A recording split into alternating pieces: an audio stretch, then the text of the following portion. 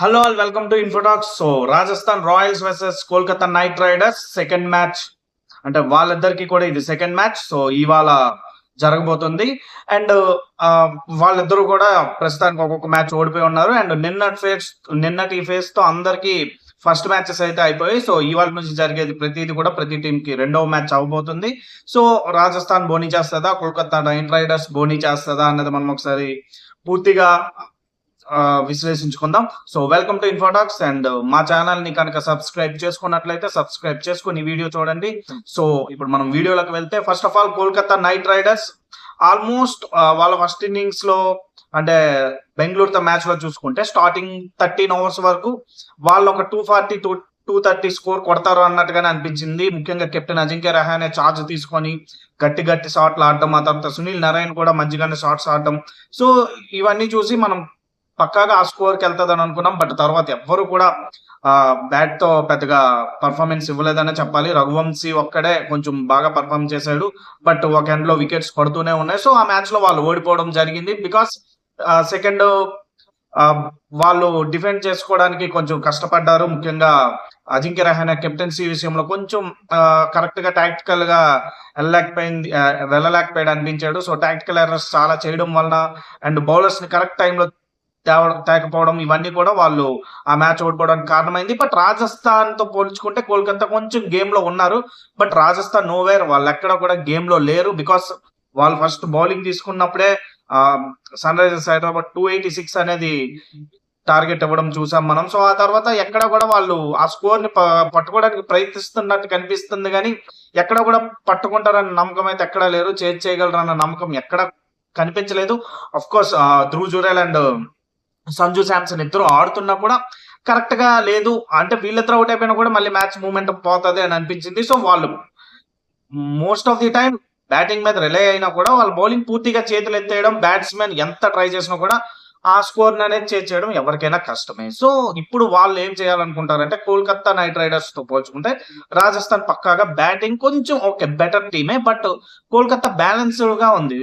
ఎందుకు అంటే బౌలింగ్ ఉంది, బ్యాటింగ్ ఉంది. సో రెండు బ్యాలెన్సింగ్ గా ఉంది. కాబట్టి రాజస్థాన్ చేయాలనుకునే ఒకే ఒక విషయం ఏంటంటే, కోల్కతా ని పూర్తిగా అవుట్ రైట్ గా మ్యాచ్ లో నుంచి లేకుండా చేసేలాగా బ్యాటింగ్ చేయడమే రాజస్థాన్ చేయగలిగే పని, అదొక్కటే. అండ్ వాళ్ళ బౌలర్స్ ఎంత ట్రై చేసినా కూడా అంత ఇన్ఎక్స్పీరియన్స్ అనేది క్లియర్ గా కనిపిస్తుంది. సో బౌలర్స్ ఎవరు పర్ఫార్మెన్స్ ఇస్తారు అనేది వాళ్ళు కూడా ఈ మ్యాచ్ తర్వాతే వాళ్ళు ఒక కొలిక్కి వస్తారు. ముఖ్యంగా హైదరాబాద్ మ్యాచ్ హైదరాబాద్ లోనే అయింది కాబట్టి ఫ్లాట్ పిచ్ మీద ఏమైనా బౌలర్స్ కొంచెం ఇబ్బంది పడ్డారా అన్నది ఈ ఒక్క మ్యాచ్ తోనే ఆలోచిస్తారు. బట్ జోఫ్రా ఆర్చర్ ని ఆడించాలా వద్దా అన్న ఆలోచనలో ఉండొచ్చు. మేబీ హై ఎక్స్పెన్సివ్ వెళ్ళాడు, ఐపీఎల్ హిస్టరీలోనే ఎక్స్పెన్సివ్ ఫిగర్స్ రికార్డ్ క్రియేట్ చేశాడు తను.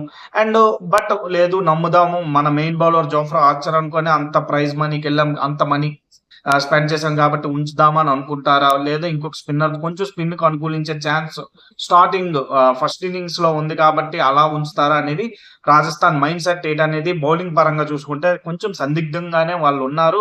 అండ్ కొంచెం హర్రీగానే కనిపిస్తుంది వాళ్ళ డ్రెస్సింగ్ రూమ్ పక్కాగా బౌలింగ్ విషయంలో చూసుకుంటే.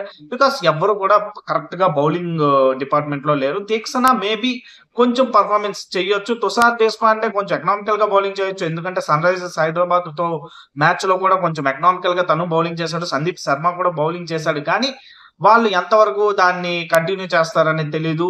అండ్ ఇంకొక బౌలర్ ఎవరైనా పూర్తిగా లై తప్పైనా వీళ్ళు 4 అవర్స్ వీళ్ళు 8 అవర్స్ లో ఒక 4 అవర్స్ వీళ్ళు ఎక్స్పెన్సివ్ అయినా కూడా మ్యాచ్ రాజస్థాన్ చేతిలో ఉండదు. సో వాళ్ళు ఫస్ట్ బ్యాటింగ్ చేసి గట్టిగా స్కోర్ ఇవ్వాలని చూస్తారు అనిపిస్తుంది. బట్ డ్యూ ఉండొచ్చు. డ్యూ ఉంటే కోల్కతాలో మంచి బ్యాటింగ్ ఉంది, బౌలింగ్ ఉంది. సో బౌలింగ్ తో ఏమైనా కట్టడి చేస్తే డ్యూ వచ్చినా కూడా పెద్ద ఫ్యాక్టర్ డ్యూ పెద్ద ఫ్యాక్టర్ గా ఉండకపోవచ్చు. సో కోల్కతా వాళ్ళు కొంచెం ఫేవరెట్స్ గా ఉన్నారు. బట్ వాళ్ళ ప్రాబ్లమ్స్ ఏంటి అంటే, వాళ్ళు వెంకటేష్ అయ్యర్ గానీ నెక్స్ట్ డికాక్ చాలా గట్టిగా పవర్ ప్లే లో ఆడాల్సి ఉంది. అండ్ వెంకటేష్ అయ్యర్ గట్టిగా ఆడాల్సి ఉంది.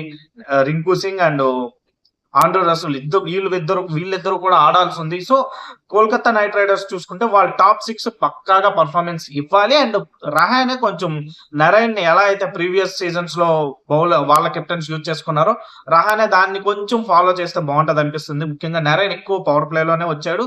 అండ్ మన వరుణ్ చక్రవర్తి అయితే పక్కాగా వన్స్ పవర్ ప్లే అయ్యాక ఎప్పుడు వచ్చినా కూడా లీతల్ బౌలరే తను.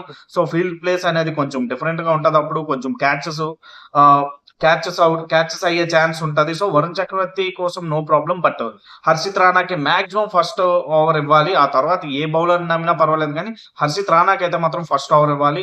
హర్షిత్ రాణా కూడా నేనే మెయిన్ బౌలర్‌ని టీమ్‌కి అని గుర్తించుకోవాలి తనను తాను. అండ్ అజింక్య రహానె కూడా హర్షిత్ రాణాని ట్రస్ట్ చేయాలి ఆ విధంగా. అండ్ నరైన్‌ని 6 ఓవర్స్ లోపల తేవాలి.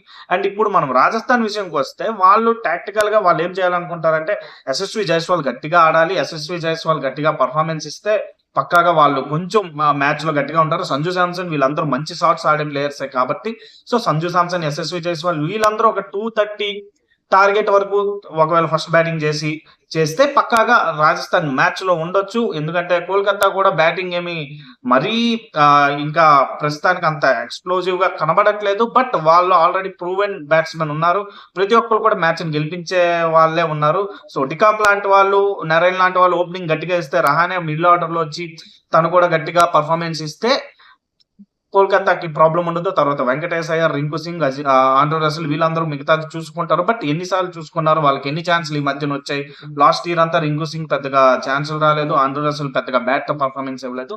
బట్ స్టిల్ చూసుకున్నా కూడా కోల్‌కత్తా నైట్ రైడర్స్ ఎందుకు ఫేవరెట్స్ అంటే వాళ్ళ బౌలింగ్ చాలా బాగుంది. సో, వాళ్ళ బౌలింగ్‌కి రాజస్థాన్ బ్యాటింగ్ ఏమాత్రమైనా దాసోహం అయితే మాత్రం ఈ మ్యాచ్ పక్కాగా కోల్‌కత్తాదే. అండ్ సేమ్ కోల్‌కత్తా బౌలింగ్‌ని చాలా సమర్థంగా ఎదుర్కొని రాజస్థాన్ ఒక గట్టి స్కోర్‌ని పెడితే 210, 220 స్కోర్‌ని పెడితే మాత్రం 200+ స్కోర్ ఏదైనా కూడా ఈ పిచ్ మీద కొంచెం ఇబ్బందికరంగా మారే పిచ్చే. ఎందుకంటే ఎంత డ్యూ ఉన్నా కూడా స్టార్టింగ్‌లో కొంచెం ఎంతో కొంత పేస్ బౌలింగ్‌కి ఇదవుద్ది. ఆ టైంలో స్పిన్నర్స్ వస్తే వాళ్ళకి యూజ్ అవ్వచ్చు. సో, కోల్‌కత్తా ఒక్క విషయంలో ఒక 10 ఓవర్స్ జాగ్రత్త పడతాం. తర్వాత మ్యాచ్‌ని ముగించవచ్చు అని అనుకుంటే రాజస్థాన్‌కి ఇబ్బందిలే.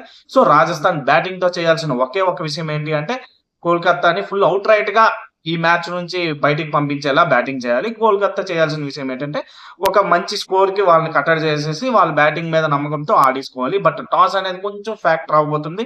బట్ ఓవరాల్‌గా ఈ మ్యాచ్ ఏంటి? ఈ మ్యాచ్‌లో ప్లేయింగ్ 11 ఇవన్నీ పక్కన పెట్టేద్దాం. ఎందుకంటే కోల్‌కత్తా అయితే ఎటువంటి చేంజెస్ ఉండవు. లాస్ట్ టైమ్ ఏ ప్లేయింగ్ 11తో వచ్చిందో ఆ ప్లేయింగ్ 11తోనే వస్తది. బట్ రాజస్థానే కొంచెం ఆలోచించుకుంటది. మరొక స్పిన్నర్‌ని తెచ్చుకుందామా? ఎందుకంటే స్లో వికెట్ అవ్వబోతుంది కాబట్టి స్పిన్నర్ యూజ్ అవుతాడేమో అని అనుకోవచ్చు మేబీ. సో, ఓవరాల్‌గా ఈ ప్రివ్యూపై మీకేమనిపిస్తుందో కామెంట్ చేయండి. Thank you. బై.